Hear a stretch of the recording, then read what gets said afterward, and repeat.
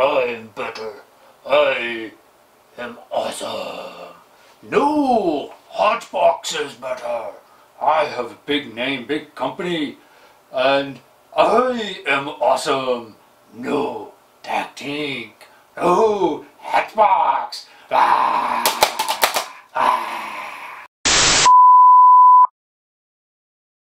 Which one is better? Hatchbox, PLA, standard Hatchbox PLA, green as you can see. Tactink, PLA, green as you can see. Essentially the same product. Two different companies. But for a direct comparison and knowing which one's better, or if one is better than the other, or the quality is better than one or the other, I decided I wanted to try both in a heads-up challenge or test on my Wanhao Duplicator 4S. I've done a decent amount of printing with both of these products, and well, we'll let the results speak for themselves. The first thing we'll look at is consistency, or dimensional accuracy, not consistency, dimensional accuracy of the two. And in one hand I have Hatchbox, and in the other I have the Tactink green PLA, the first segments off the rolls. And I've got my handy dandy calipers. So we'll turn these guys on, make sure they're zeroed out. Okay, if I take my calipers here on sample 1,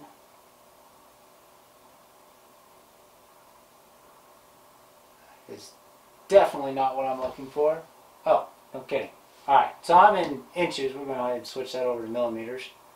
Alright, on sample 1, we got 171, 171. Come on, stay in there. 171, we'll rotate it a little bit, reclamp it. 169, 170. We're pretty consistent here, right about 170, between 169 and 170. Alright, sample number 2.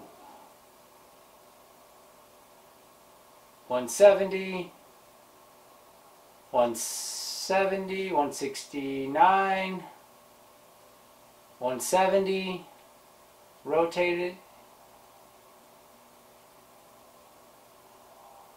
169,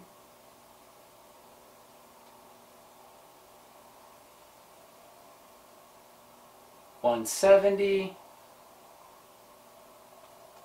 170. Alright, so as you can see, with these two samples, we're looking at almost the exact same dimensional specs, at least for these short segments. I'm sure if you go through the rolls that there might be some minor deflection here and there throughout the rolls, but from my printing experience, I haven't seen any critical issues with dimensional consistency throughout the rolls that have affected my prints whatsoever, and I haven't changed any settings on my printer to run one filament versus the other filament.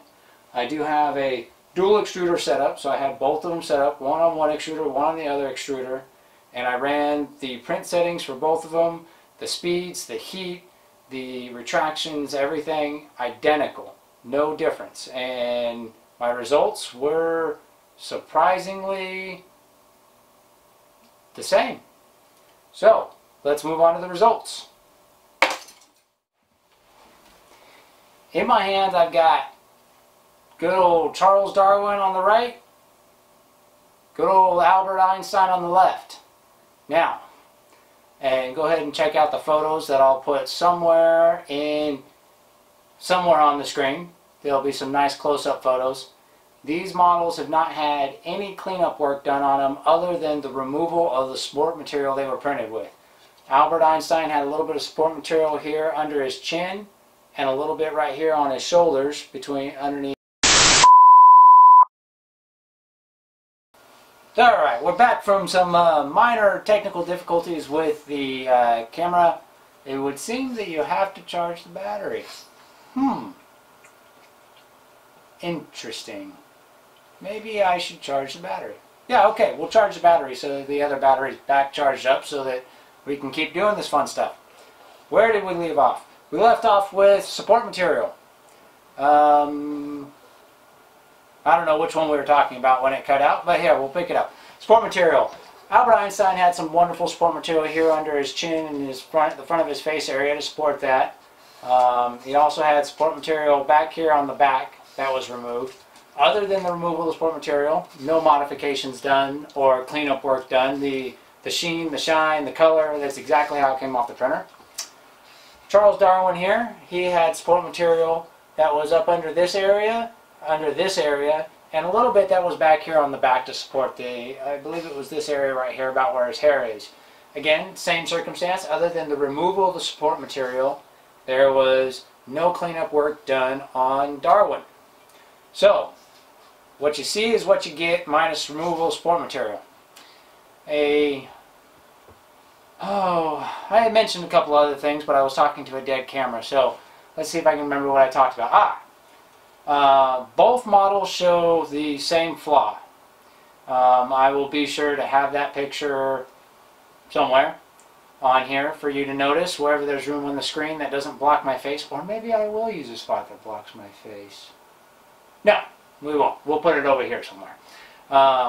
The flaw that they had is here on this taper of the top shoulder and on the taper of the top shoulder of Darwin as well. Neither flaw on Darwin nor Einstein, Hatchbox, Tactink, is due to the filament.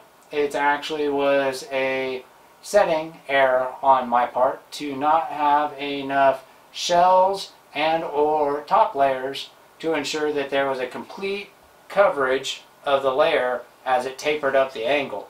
So I didn't quite get a good enough overlap there, and same exact thing happened here. Go figure, I used the exact same settings and they have a similar shoulder taper angle. It actually looks like Darwin's angle is slightly steeper than Einstein's, and the gaps in Darwin's shoulder are slightly more prominent than the gaps in Einstein's shoulder. Other than that, no flaws as far as the filament goes. The filament performed excellent, and if I would have had the setting correct, that would be non-existent. So essentially, I can't say that one of these is actually better than the other. They both print excellent. They both did not require any special treatment. Yeah, what it would really come down to is color. The Hatchbox is a slightly darker green than the Tactink, and doesn't have the same sheen. It's a little bit less shiny than the Tactink. Tactink's a little bit lighter in color and got a little bit more of a sheen to it, and that's just straight off the printer. Again, like I said, no modifications were done to these prints other than the removal of the support material. As far as printing conditions, in order to print them, I printed on a glass bed that was treated with rave. By the way, if you're printing PLA and you've got a glass bed, 38 degrees Celsius is what I heat the bed to, and I spray it with a light coat of this stuff, and I have no issues with prints lifting, moving, coming off the print bed. And then when my prints are done, I simply pull out the glass and they go and pop free. Absolutely fantastic method with the PLA. It's been extremely consistent. It works fantastic, and I do it with every PLA print I've done, and I've done, well, I don't know, a lot. Darwin, Einstein, Hatchbox, Tactink, all fantastic. I highly recommend both the Tactink, which is where this review should be posted on Amazon, as well as posted to my order of Hatchbox, both off of Amazon. If you're watching it on YouTube, you can find the links to both of those down below. Affiliate links for both filaments. Very happy with both of them. I think they're both great. Both work fantastic. One is not better than the other. Whichever one's the better price at the time is the better one to go with. If you don't like Hatchbox, give Tactink a try. It's good stuff. If you don't like Tactink, well, give Hatchbox a try. It's good stuff. I think that's it for this review. Yeah. What do you think, Pocket? Which one's better? Is it Darwin? No? Einstein? No? Oh, wow. Such a kid. Until next time.